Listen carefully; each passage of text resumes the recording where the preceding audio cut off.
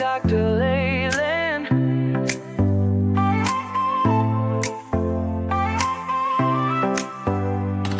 Step into the future, the world is waiting now. Dreams are in the making, we'll show you how. From the books to the screen, from the stage to the stars. Level up your game, let's raise the bar. Innovation, inspiration, it's in our DNA. Breaking through the limits, we're paving the way. Level up, reach the sky, take the lead, don't be shy. Your story's worth it, your light will shine. At Level Up Academy, it's your time. Oh, it's your time. At Level Up Academy, we rise and climb.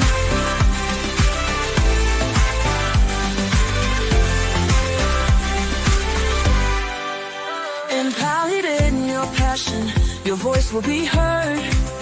Building a legacy with every word. From podcasts to pages, from business to art. Level Up's the place where it all can start. With heart and with vision, we're chasing every goal. Together we'll ignite the fire in your soul. Level up, reach the sky, take the lead, don't be shy. Your story's worth it, your light will shine. At Level Up Academy, it's your time. Oh, it's your time. At Level Up Academy, we rise and climb. Ooh, ooh, ooh. Oh, we're trailblazing, breaking through the mold. Dreams are alive, let your story unfold. With courage and pride, we'll take the fight. At Level Up, we own the night. Level up, reach the sky, take the lead, don't be shy. Your story's worth it, your light will shine. At Level Up Academy, it's your time. Oh, it's your time. At Level Up Academy, we rise and climb. So let's level up and never look back. On the road to greatness, we're on the right track. Together we'll soar, together we'll thrive. At Level Up Academy, we're alive.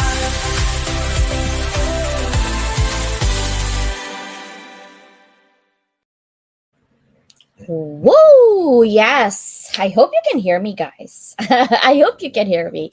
Okay, so tonight we have actually an amazing guest. Look at that. Stoic, so handsome looking. Dr. Antonia Johnson is going to be here with us tonight. And of course, my dear sister.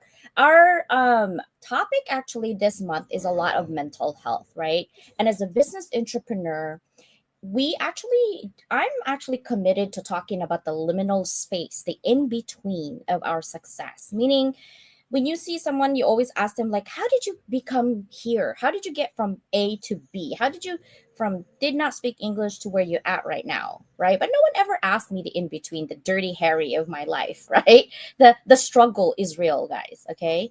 But one of those topics that really affects mental health, and I've heard it from a lot of my clients, a lot of my colleagues, including myself and my sisters, is when jealousy masquerade as a support. And it's important to talk about this, not gossip, just a fact, because it affects our mental health.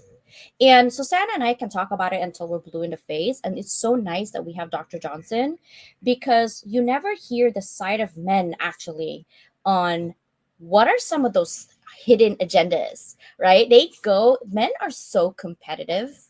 And I don't know what goes through their brain. So spotting the saboteur in your inner circle within the business world is what we're going to be talking about today. So I cannot wait. But first, I'm going to actually, let's take a look. Oh my gosh, I'm so excited. I can't even think straight right now. Okay, so I will be putting in this. So influencing you guys see me talk about them all the time, and you will continue to see me talk about them all the time because they are an amazing platform. Okay, the platform is made out of all influencers around the world. They are handpicked. They're not just like TikTok or Udemy or LinkedIn where anybody can just go in. Not just anybody can go in. I know this is not very inclusive, is it? But it is the platform for people to learn, right?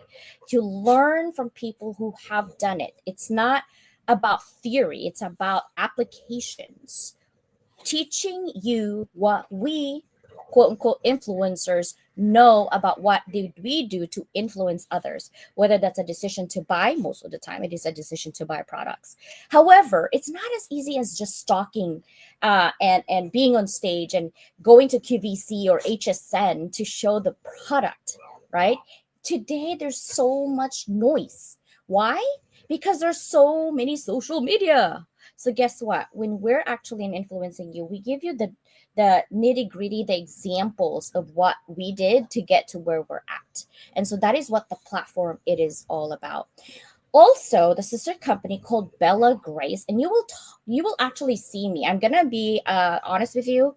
I'm gonna ramp up. If you want to make money with me, but also really be proud of the product that you are selling out there. I sell services, but I'm going to start selling products that I truly believe and I take.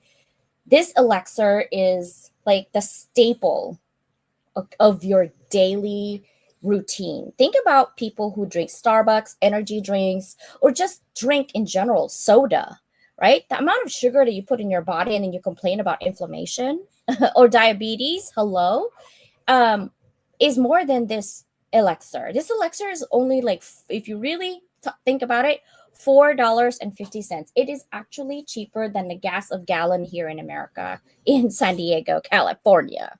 Okay, so that's how expensive gas here. But this is good for your body. There's so much things that is good for you on this thing. Okay, and of course, if you are into beauty products, skincare, and things like that, they have more. But the elixir is going to be something that I'm going to be focusing on selling soon a lot about it. I also want to invite you guys to don't forget that if you wanted, and I'm going to talk to Dr. Johnson today about this, the Mic to Millions, because he is one of those person that I believe he could do his own podcast and he will actually inspire and empower others in his community to talk about daily life, and it's the family. And I'll show you his YouTube today because I want you to subscribe to his YouTube and also follow him on social media because he has a lot to say and he has a lot to empower on others. Okay, and then of course our a grateful book is coming up. Okay, sign up is already over, guys,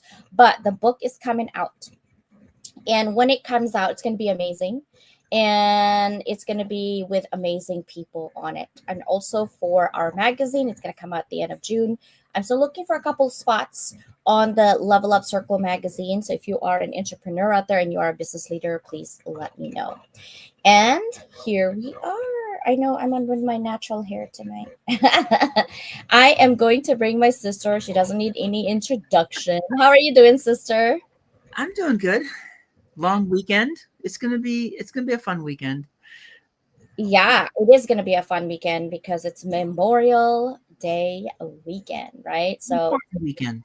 yeah, it's going to be amazing. Now, let me introduce you guys to Dr. Johnson before I bring him up, okay? He is a multi talented team leader, a communicator, an instructor, a trainer, a consultant, and a project manager.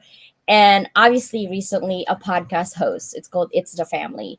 He's highly skilled in strategic planning and statistical analysis with risk management, and he's also doing cross functional staff in complex assignments. But what I love about him is that he has a deep knowledge and high level of cyber and personal and premises security. He also makes sure that all of those personal have compliance with all regulatory and organizational guidelines. He's very well versed in people development, web-based instruction, and legal tenets. So he loves helping people in his community, and he loves teaching and team development.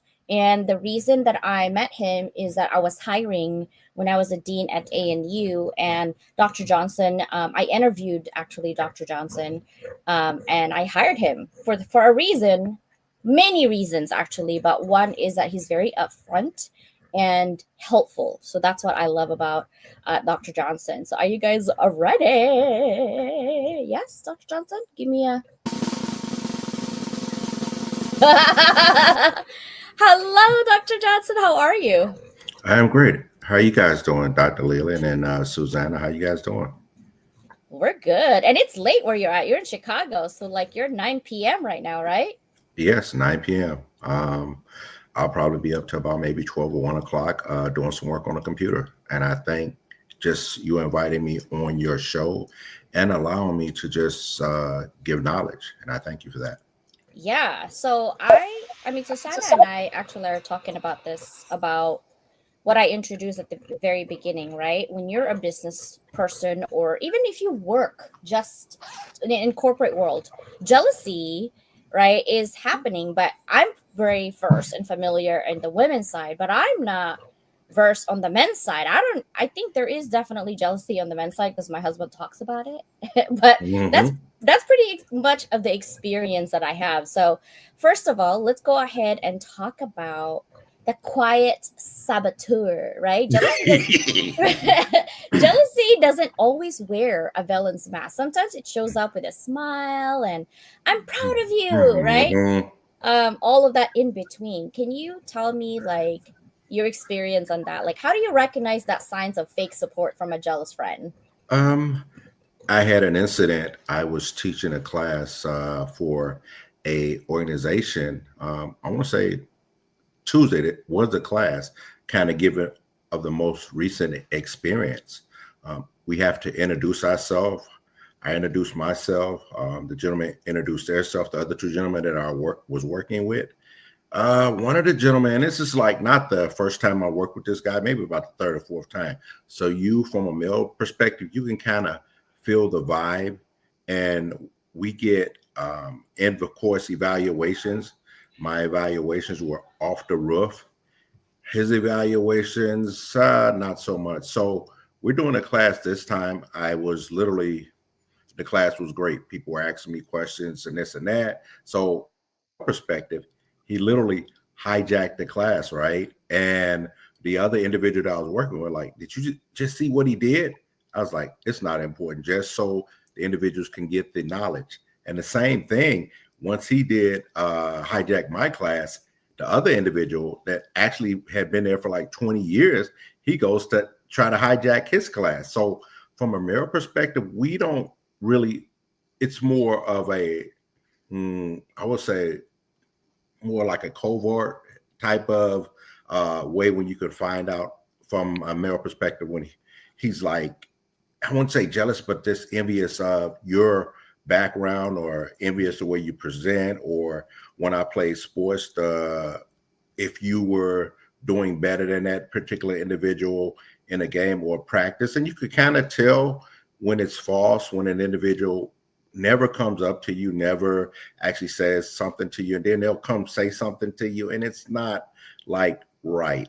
Like going back to this class, he was just like, well, maybe you could do it this way. I think it would go better this way. And I would say, well, I appreciate what you're saying, but I'm like actually doing this class. And he literally like walked away, and he was just like put his hands in his pocket, and I was done with him. I didn't really say anything off grid or anything. I just like, begging your pardon, I'm actually doing this class. It was more in a stronger tone than what we're saying right now. He put his hands in his pocket because I think he's from Pennsylvania, whatever. We get individuals all over the country. We do this, and people were asking me questions. Hey, Dr. Johnson, I have a question, even though he was actually teaching the class. And it became, whereas I said to him, I said, from here on out, we won't teach a class together. I said, I won't allow us to teach a class together because I don't feel that I don't want to shortchange these older adults, these individuals from emergency management at the top of their careers, vice presidents. I don't want to short these individuals just because you have something going on internally of how I'm presenting and you're not measuring up. And I just don't, we won't work together anymore. Wow, I love that. Yeah. So Sana, what about you?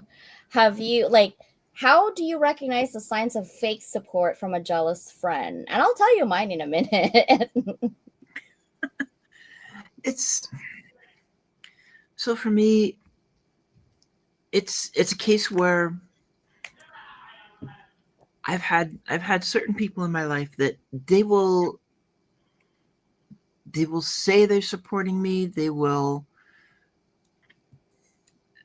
It's like they say the right stuff, but I'm not feeling it, and then it doesn't mean that I notice it at the time. Unfortunately, although now I'm getting better at it, Mhm. because now I can look back and I can see how these people that were supposed to be really close to me, that it was supposed to be a team, actually there wasn't the support. Everything was all about them.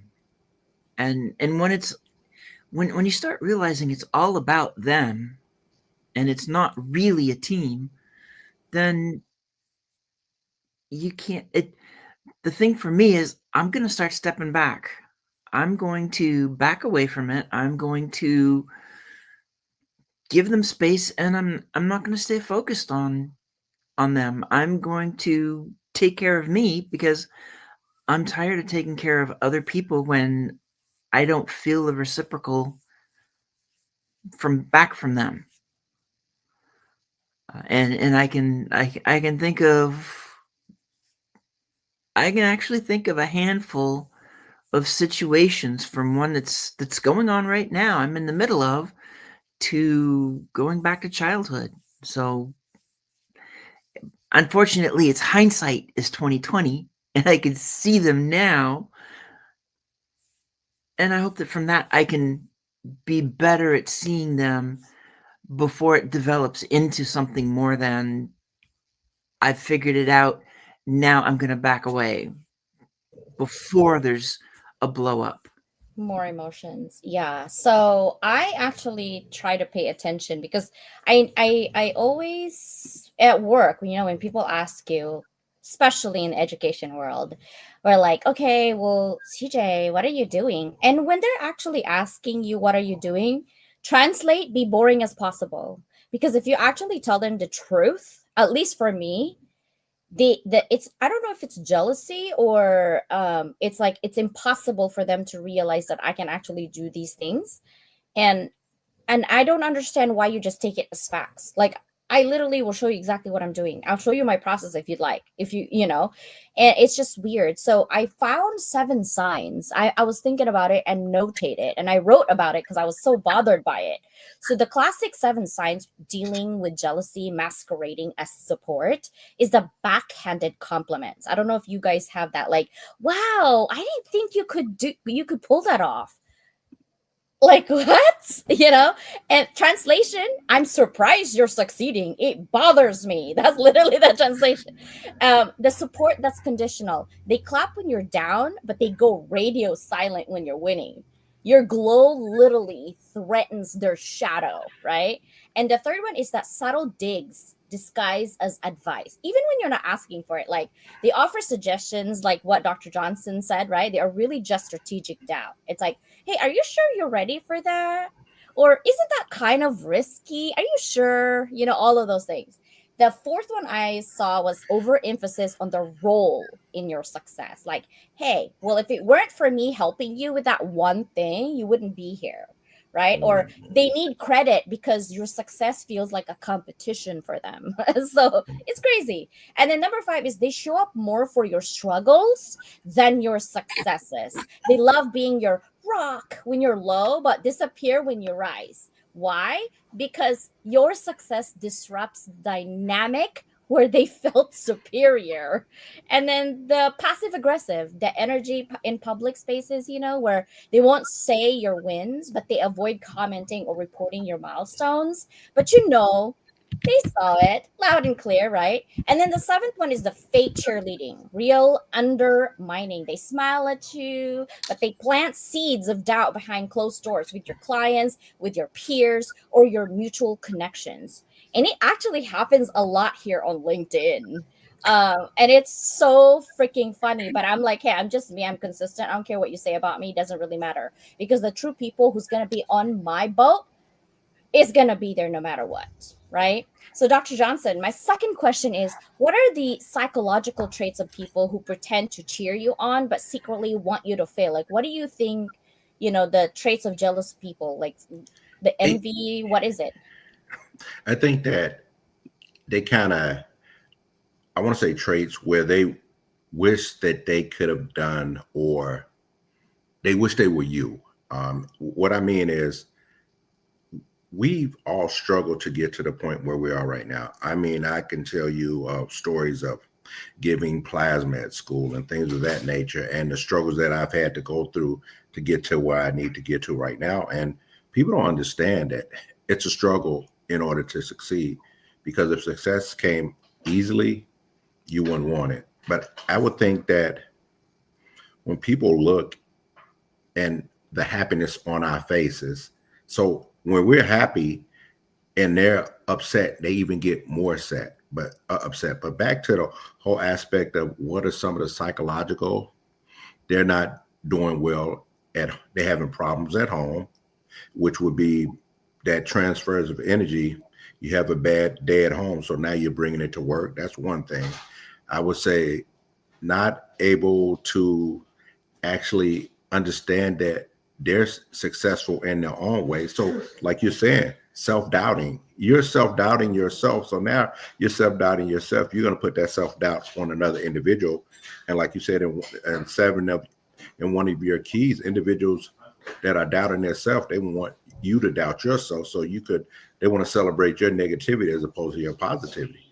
And I think that the backhand cheer, you're doing a good job, but here's the one thing they always say, but that key word, but that's a backhanded compliment. But those three entities that I just mentioned, we can go into depth, but I just think that individuals that really doubt their self, that's one of those psychological aspects that they want to have you doubt yourself. And I know you guys have experienced it in the last, we even in the last month, you were talking about LinkedIn and entities of that. I could probably ask each of you in the last week or two, you probably experienced that, of individuals, they didn't really come out and say it, but they said it in a covert way, not an overt way, like, hey, I don't like what you're doing, but hey, I think that was interesting, but I think that maybe you should have did it better. I think that you didn't do it this way. And oh my God, don't tell individuals how much you are making or the compensation that you are getting, because some people actually hate you. So I'm getting a dime. Oh my God, you're just getting a dime and you're doing all that work. Oh, I wouldn't do that. They try to trample on your successes, and they don't feed you enough positive energy. And for me, myself, I kind of stay away from those individuals. I'll listen, but I kind of stay away. And I don't really have a large circle of people that I know. I know a lot of people, but I don't mess with a lot of people. That's my saying. I'm glad you messed with me. Yeah.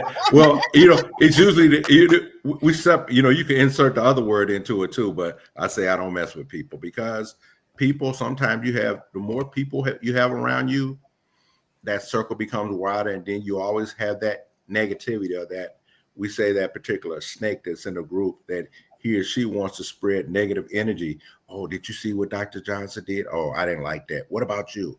I think that he could have did that. So they're trying to create negative energy within your group. Oh, yeah. Sister, you're nodding your head. Talk. Oh, there's so many places I could go with this. Well, let's stick to the question, which is, what are some of the psychological traits that you think people pretend to cheer you on, but secretly want you to fail? Okay, so some of it, because the people I've dealt with, including the most recent, these are the type of people who one day are complaining and the next day they're acting like they care. They'll ask a question like they care. And then the minute I open my mouth and say the first sentence, suddenly it gets turned around back to them. And everything is about their hardships and how things were bad. And I've run into that with a few people, that no matter what you say, it gets turned around back to them in some way, shape, or form. And the more that happens, the more you just want to, again, step away, back up, put space between you, because it's not a safe environment. And it's really hard to trust somebody when that's how they act, when that's their comments become meaningless because all they're doing is playing hot and cold. And from minute to minute, you don't even know how if they're hot this moment or if they're cold. And in the minute you think you know what it is, it's actually the opposite. So it's like, I'm done. Step away, back up. You can hear the horns of the truck as I'm backing up. Yeah. Oh my gosh. Well, I'm going to give my opinion, but first I'm going to share my new music, guys. If you ever have a podcast or whatever and you want an intro, it is $100.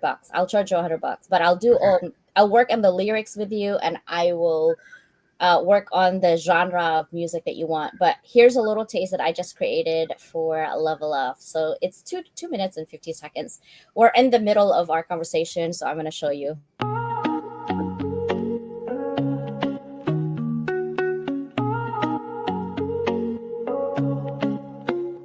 I started in the silence, behind closed doors. Dreams too loud to keep tucked in the floorboards. Late nights, broke days, no applause in sight. Just coffee, hustling that fire to fight. They said, play small, but I'm built to expand. No silver spoon, just grit in my hand. I will every note, like armor and steel. Visibility's a battle, but I'm real and I heal. From invisible threads to the front of the stage, I'm rewriting the script, turning scars into page. Level up, rise above the fear. Let them hear your voice, make your purpose clear. Every step, every stumble, every tear in the rough. You were made for this moment, you are enough. Level up, break through the doubt. Turn the whispers of your past into a victory shout. You ain't just chasing clout, you're building a legacy. Now the world's gonna see what they couldn't believe. Yeah, what they couldn't believe. See the back end, just a headline glow. But success is built slow, where the struggle don't show. Algorithms change, but your mission's divine. You're the brand, you're the vision, you're the power behind. You gave free just to prove you have value inside. Now it's invoices paid and your name amplified. You're not just in business, you're changing the game. And your visibility, that's more than a name. No more shrinking, this is expansion. No more asking, this is commanding. You've been the spark, now you're the flame. Entrepreneur by fire, fueled by name. Level up, rise above the fear. Let them hear your voice, make your purpose clear. Every step, every stumble, every tear in the rough. You were made for this moment, you are enough. Level up, break through the doubt. Turn the whispers of your past into a victory shout. You ain't just chasing clout, you're building a legacy. Now the world's gonna see what they couldn't believe. What they couldn't believe. To the late nights, the lost friends, the risks you took, to the brand you built and the space you shook. Here's your crown, your moment, your spotlight beam. You didn't just chase the dream, you became the dream. Level up.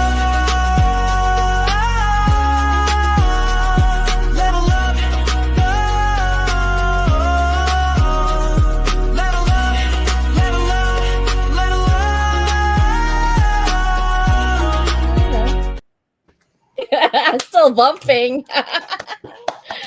What do you think of the lyrics? I had to stay here for a moment. I was like, Armor of God. I gotta put some armor in there. I gotta put enough in there. Like I was thinking of all my friends when I was doing the lyrics, you know. Yeah, it's and then Mike talks about algorithm. Mike, if you're listening, that was for you. Wow. Yeah, So I put all my you, friends' thoughts in there. Yeah, what do you think, Dr. Johnson? you, Dr. Leland, you have bars, as they say. You got serious bars. Hey, you're the wrong business. You need to be at the Grammys or something like that right now. So Oh my gosh. I was it's doing nice. karaoke. I was like, hey, I love Yeah, hip hop. I like R&B. I love a little K-pop in there. I was like, hey, bring it, right? yeah, it was Um, nice. yeah, and like all the music that you hear from here, I create them now because there's AI, right? So we got to do it. I just put the lyrics and I think about it and sit down. I was like, okay, what is the vibe of what I'm trying to do, and who am I, right? Because I always go back to my roots, on who I am. Like I never get out of my head when it comes to what I wanted to reflect. But going back to psychological traits, as promised, I the first one, I think the traits is the insecurity is masked by perfectionism, right? Because they feel threatened by your growth because you Mhm. progress, you shine a light in your own stagnation. So they overcompensate by being the expert, but deep down they're afraid of being outshined. Really. The second one is the low self worth with external validation addiction. I think everybody on earth seems like it sometimes, and they need applause to feel valuable. When you get the spotlight, their sense of identity takes a hit. So instead of being inspired, they get bitter, quietly hoping for your downfall to be worthy again. The third one is envy coupled with passive aggressiveness. They don't lash out directly, like you said, but instead they throw shade in the form of sarcastic compliments, like ghosting your wins or accidentally omitting your name in group praises. It's a sabotage in slow motion, right? The other one is high social intelligence with low emotional maturity. So they know how to look supportive, but they'll show up, smile, comment on your post, but inside they're calculating. They haven't learned how to manage jealousy, so they wear a fake mask of grace. The fifth one is this competitive mindset frame as collaboration. I've seen that. Like, I'm a good collaborator. And then they take over. They preach community and support, but they treat every interaction like a scoreboard. Instead of like Mhm. rising together, they want to quietly win over you. So I hate that. And I've seen it on people. Another one is control issues disguised as mentorship, right? They only cheer for you as long as they feel needed. But the Mhm. moment you outgrow their advice or start building without them, they pull away or critique you. Like you said, too, it's not support, it's control dressing as caring. And then the last one is the unprocessed trauma around success and belonging. And this is for your sister. They may have grown up in environments where someone else's success meant their own irrelevance. So now your glow up triggers their inner child.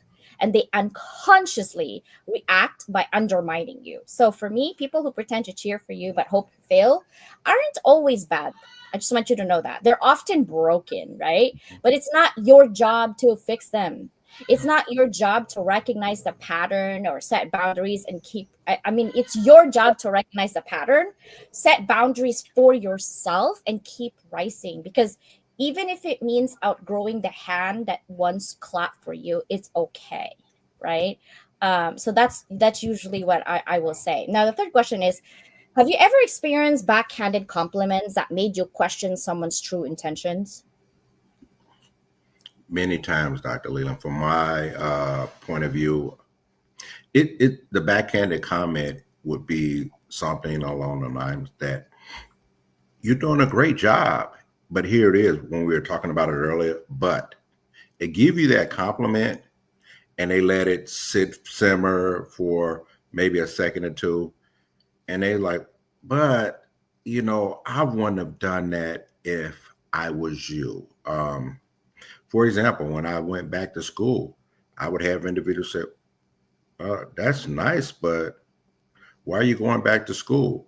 Are you going back? Are you going to earn any more money? I don't see anything of why you're going back. You would have individuals that I would work with. So therefore, I wouldn't expose that information of me going back to school because I just switched my schedule because school became important to me. And people were like, School is nice, but that's the compliment. But where are you going? It's not going to guarantee you any type of money. And then I have to create that option in my own mind. You're right. It doesn't guarantee me anything, but it creates options. And I always say, so when people give me that comment, the positive, then the negative, continue by another negative and another negative and another negative, it makes me even more focused. But yeah, to answer your question, when people always tell you, especially about school, or just say we're looking at as we grow up, that was a nice job you did on that project, but I think that maybe it should have been focused on this strategic aspect in regards to, say, the Lean Six Sigma method. And that's more of a manufacturer strategic project methodology that we use. So that individual, he or she may not understand the Lean Six Sigma, but they'll go back to the chain project management system, which is 20 years old, where they can't actually come into the future and say, I've done it this way. But what you did was all right. And you get people when they had that faith, it was all right, but I would have done this way. So to answer your question in I guess, a long-winded way, that's usually how it goes. No, I love it. And you're right though. I get that too about the you're highly overqualified, or you're never going to get a job because like you just have too much education or whatever. And you actually just need a bachelor's right now or whatever. Like that's what they always say. I'm like, yeah, that's good for you. That's not my goal. So for me, it's like winning a race. In order for you to win a race and say that you actually complete, even if you're the last person on the race, you still need to complete the lap, right? You still need to complete the lap. So it's the same thing. If you're going to get educated in bachelor's and you want to go to the highest level of education, that's what I did. As I went to the highest level of education. Can you do it? Maybe. You should try it. You should try it. See if you can go all the way in. That's literally me saying that. I could get sarcastic. Like, don't touch my education because I can get, and people are like, you don't get paid enough for being at that. And I'm like, you're right. I could actually do sales. I don't need education to make money. I can do sales. I don't even need to be educated today. I think there's a lot of AI. But when you're in a room full of men, women who are educated, what are you going to do? What you going to do? And you know what? My degree, my doctorate degree actually opens so many doors and so many conversation. And quite honestly, it's one of those invisible paper, if you will, that gives me confidence when I go in the room to tell them exactly, no, that's not how it works. And this is how it works. And I'll tell you how it works. I will show you if you want me to physically, and so that is something that is a different, but for sister, what do you think, sister? What are some of your examples on that one? I'm going to start off with, because Dr. Johnson keeps talking about what. As a writer, it's one of my pet peeve words, and I know I've heard it throughout my careers, but it's only the last few years that I've really had that awareness to see it. And the issue that I have with but is people forget that in most cases, but negates everything that came before it.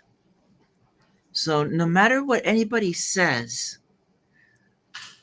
unless it's a negative and then you say but, it's like it all flows. But if you go back to, oh, you did a great job, you could have done some of these others, it just removed everything about doing a great job because it's meaningless now. But negates it. Because I deal with this with our authors too. It's like, nope, you got two button there. Nope. Mm-hmm. So I know I've had it, especially I think from my dad, because I worked for my dad for a while, and there was a lot of that. I could do okay. There's always something to improve. I never felt that I really had it down, and even in other relationships,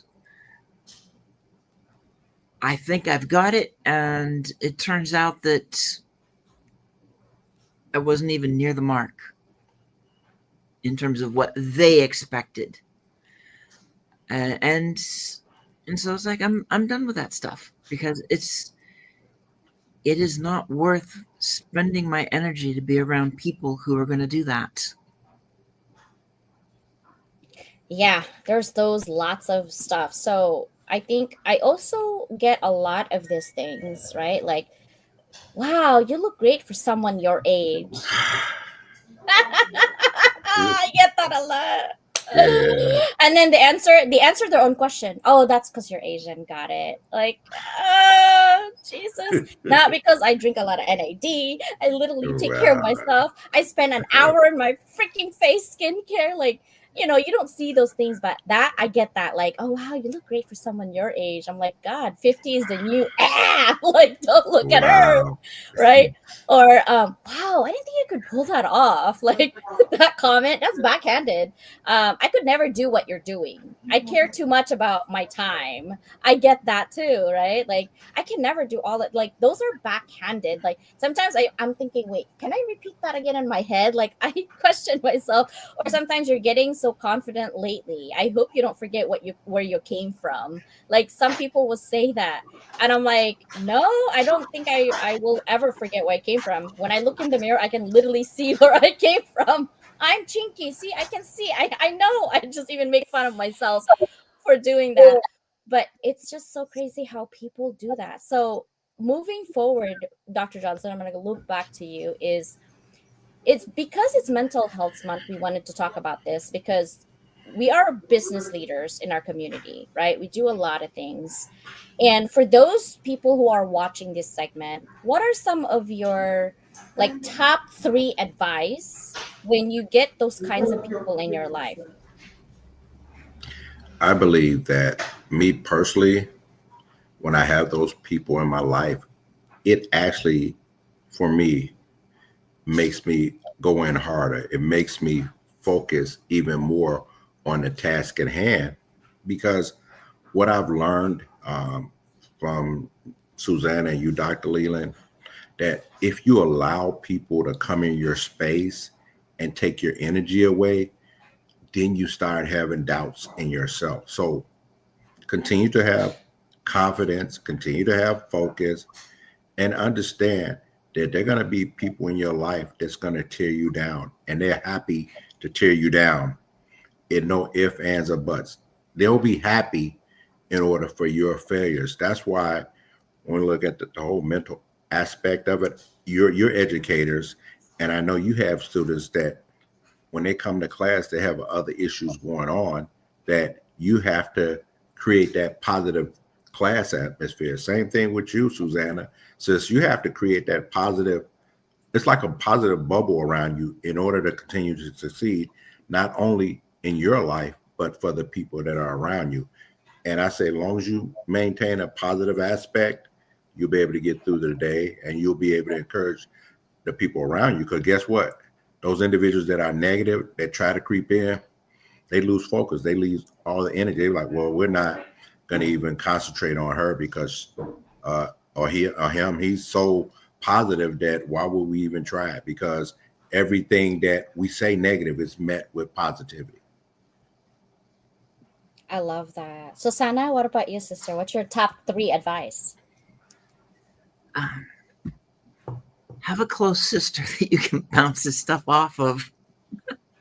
I'll start right there, because we've gone through this, it's part of it's because when we're in it, we don't always see it, and so we need that outside perspective to help us see some of the things that we're overlooking, especially if it's been somebody that you've been around for a long time and you've got that historical aspect of how you've interacted, and it's time to shift. It's time to pivot a full 180, or at least like a 145 in either direction, to get away from turn from this person. Another one is when you start seeing it, and especially if you start getting those offhanded comments, you start getting um, the comments that are meant to pull you down. And sometimes those comments are them saying how bad they are and how good you're doing. Those comments are designed to take pity on them, are designed to feel bad because maybe somehow it's your fault that they're not doing as well as you are in as they see it. Um, and while Dr. Johnson, I think you talked about giving comments and having better, staying positive with the comments. For me, sometimes that really comes down to holding back, to not saying anything, because the more that is said, the more that becomes ammunition to be used against you. That's been my experience with someone like that. They will find ways, and you never know how those are going to come back at you. I've dealt with death by 1,000 verbal cuts.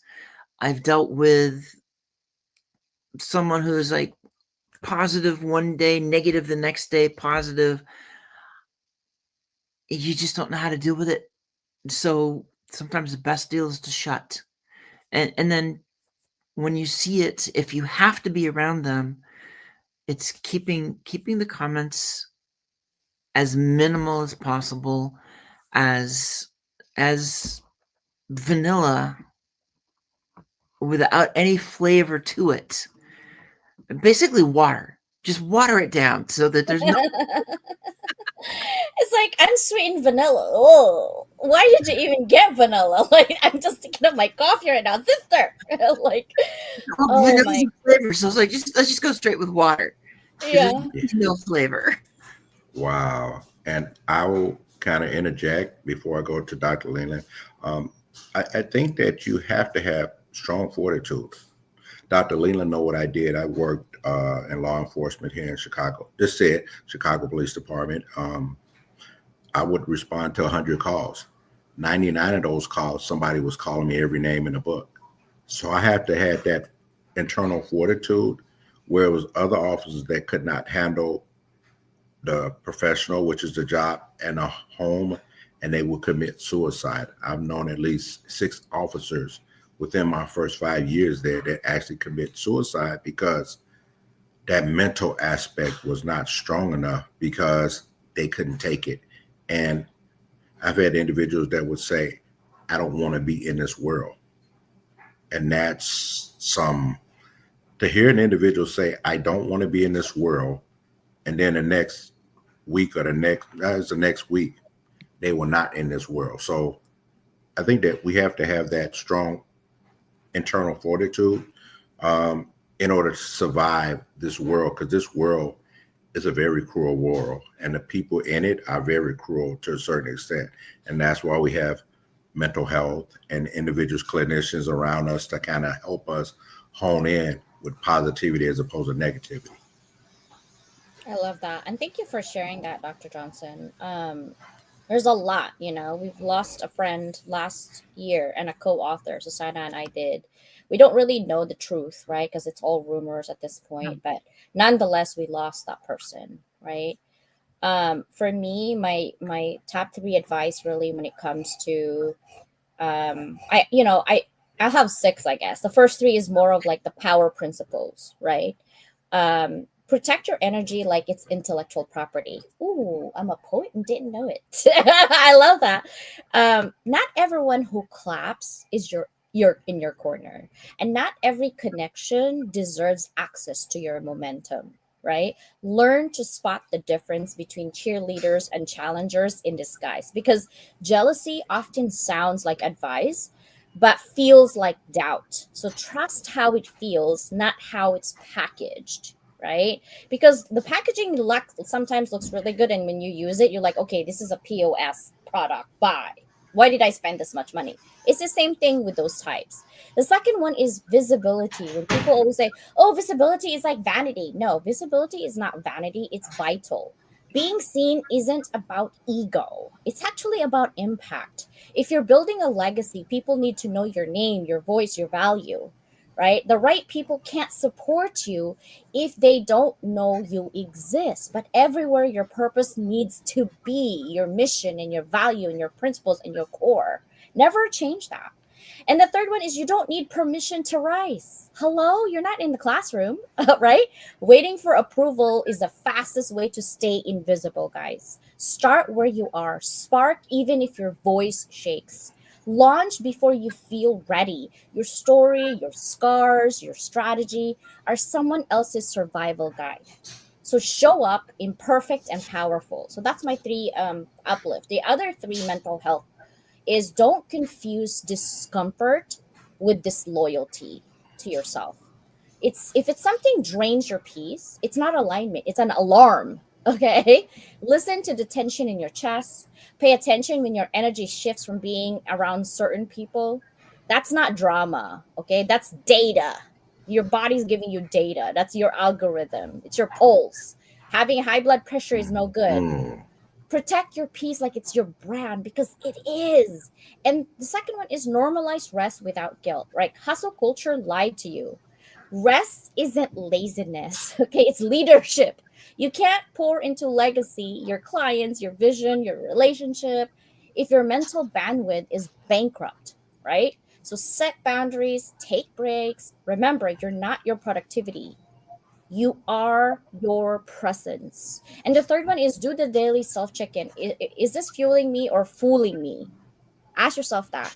Whether it's a habit, a relationship, a thought pattern, a social media scroll, ask yourself, is this building me up or breaking me down? Is this empowering me or just distracting me? Mental strength isn't about always being okay. It's about having the clarity, the course to correct in real time, right? And have a mantra in your life. You're allowed to protect your mental health, even if it disappoints people who benefited from your silence Yes. or your burnout, right? That's for sure. Any additional comments on that, Dr. Johnson? Well, I have just what you just said, allowing yourself to be stress free. We come from a different generation where we're individuals of big shoulders. I have a daughter, one of my daughters, you see her on the podcast, she's a director of a nurse, she's a registered nurse. So she does out recovery surgeries back before she became the director of nursing. So when they go through something, guess who they call? They call me.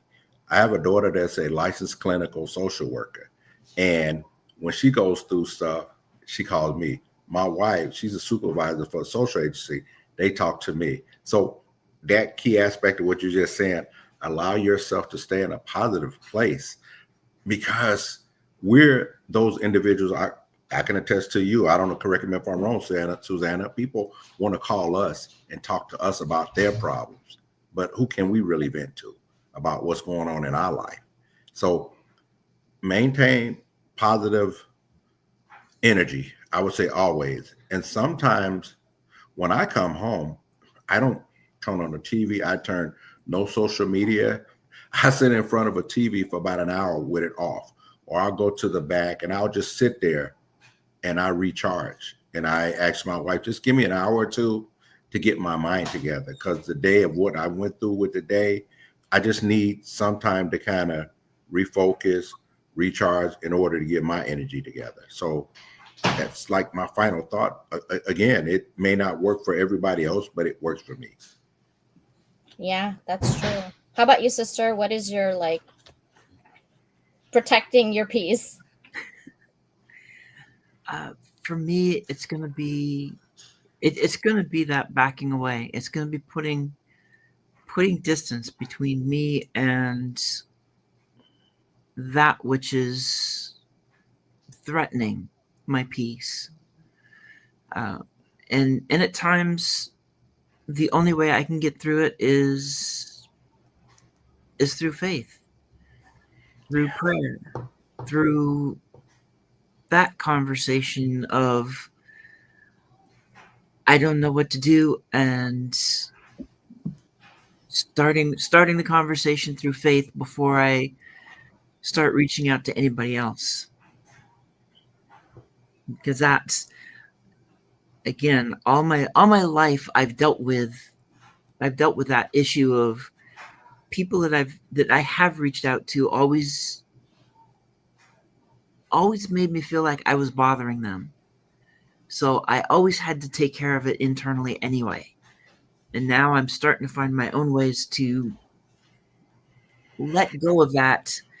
And the prayer is the first piece, because it's suddenly I'm not just trying to internalize and deal with it. I am letting it go to another source. Hmm. I love that. Yeah, and I think it's also, we're also in the born in the place of generations where you have to hide all your mess, right? It's like when you're a kid and your parents tell you to clean, but you don't really want to clean, so you take all the mess and put it under the carpet and hoping they won't see it until next time you clean.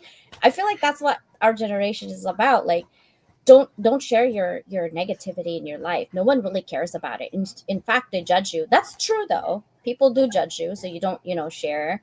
But the problem with that is that you do too much of that, you're going to be alone because you don't really vent. So that's why you have therapists to vent, right? What really is good, and I've been talking to my husband about this, is that we're I would say chronic and serial user of ChatGPT, to the point where, I mean, I'm creating bots through it, but it's taking millions and millions and millions and millions. Like, think of your best therapist out there times a million. That is your chat gpt. The more you ask it, the more you ask it, the more you ask it, the more it knows who you are. And now you can actually customize it to you, by the way, in your own tone. You can do it. I show you how on my other episode. But to me, it's like mental health is super important because it doesn't matter if it's for professional or your personal. They bleed together because you're one person. So setting boundaries is everything for me. And also when I'm in a place where I don't feel good, because I have ADHD, so sometimes I get depression and anxiety, I dance and I write like nobody's business, like just writing. And then I look at it and I'm like, oh, I wrote 60,000 words. Okay. Like, but I didn't read it yet. So then when there's a writing, that's why I have a lot of books, because I write all my things. I write, I reflect, I write. That's how I cope. And then I play the 90s music because that's my vibe. And then my Cheerio is always with me, my English bulldog. In fact, she's in front of me looking at me like, are you done yet? And so she calms me down and she gives me my peace. And then, she snores, but it bothers me before, especially when I'm doing live, but not anymore, right? So for me, I like to protect my peace by being me, dancing, creating. That's just who I am, right? It doesn't really matter. But before we end, I do want to share your it's the family. Susanna, you definitely have to subscribe. Hello, Kim. Kim is in London and she actually does Chinese healing for pain. So I'm glad that she's here. Dr. Johnson, is this the correct? Hold on one second. Where is my show? This is the correct YouTube, right? I think. Let me look. Um,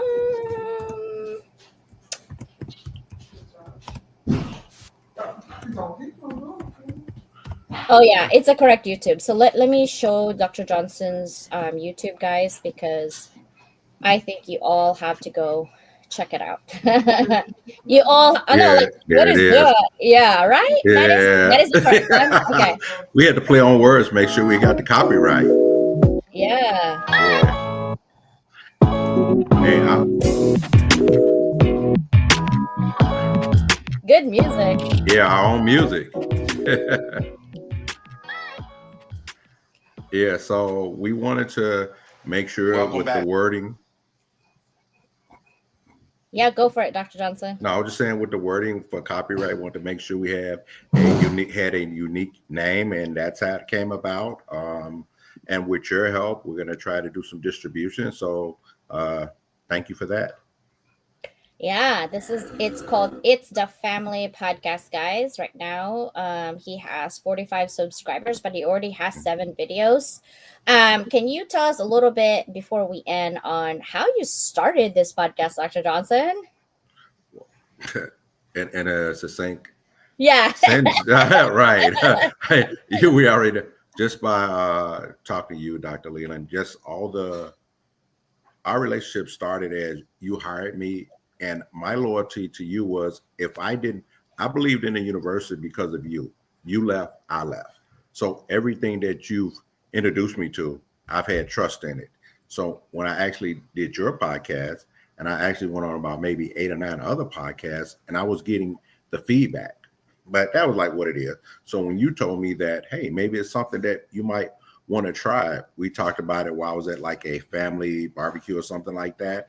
And I was just like, let me start doing the research. I wanted to kind of surprise you and do all the research and get all the equipment, create the production and all of that. So you could be like, wow, he actually did this. So that's why I kind of jumped out the whole being an author with you guys. I enjoyed that, but it took so much time behind the scenes for me to do this. So I'm actually enjoying it, and I want to prove myself to you. So once I prove myself to you, you was like, you're doing good. So I just felt like that positive energy from you made me actually believe that I could do more with this. So I have individuals that literally want to come on, and I'm getting to the point now that I have to increase the production aspect.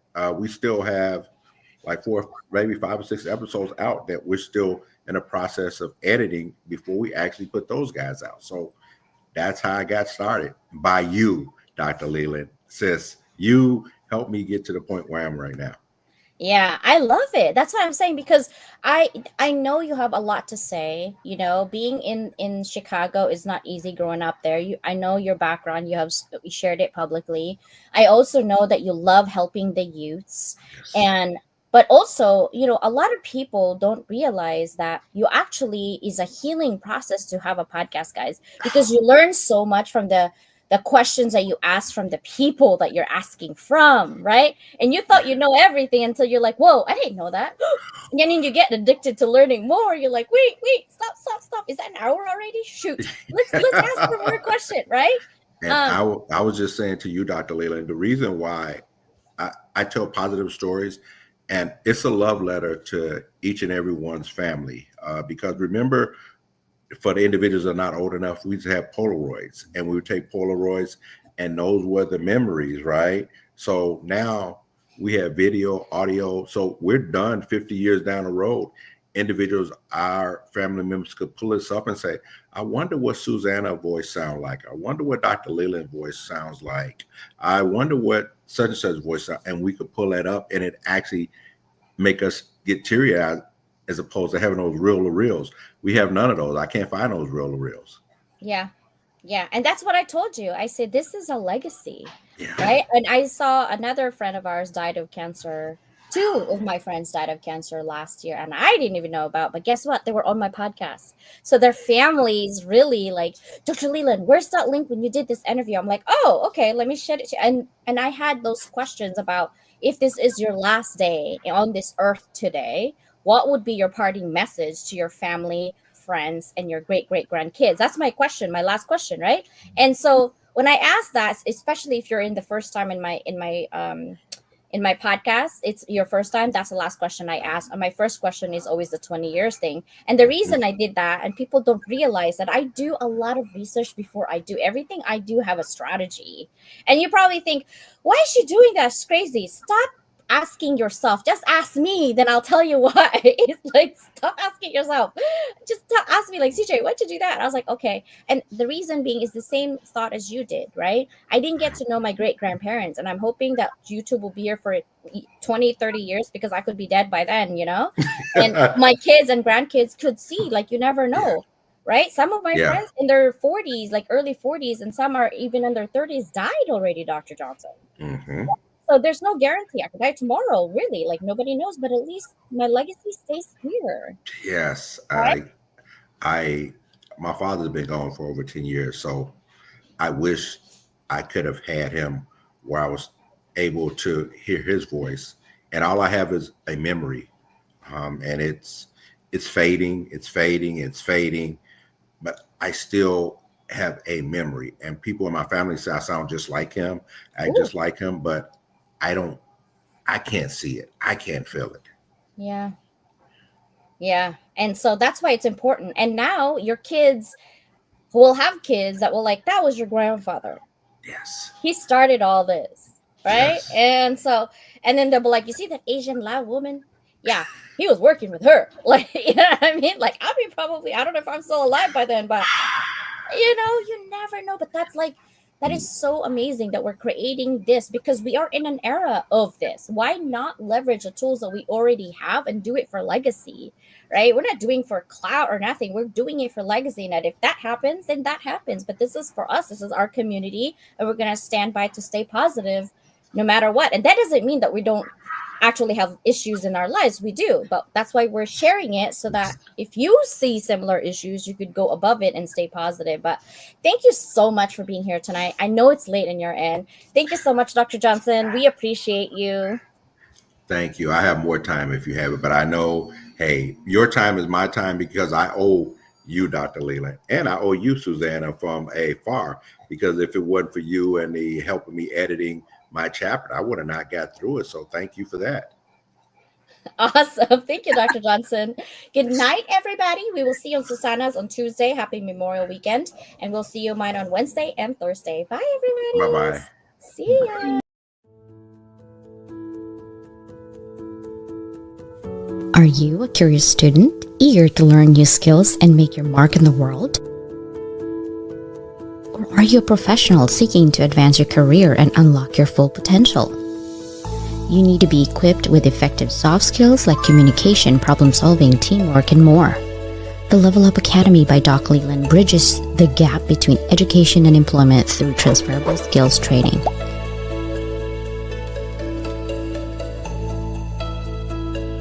Get the soft skills you need to be more effective at work.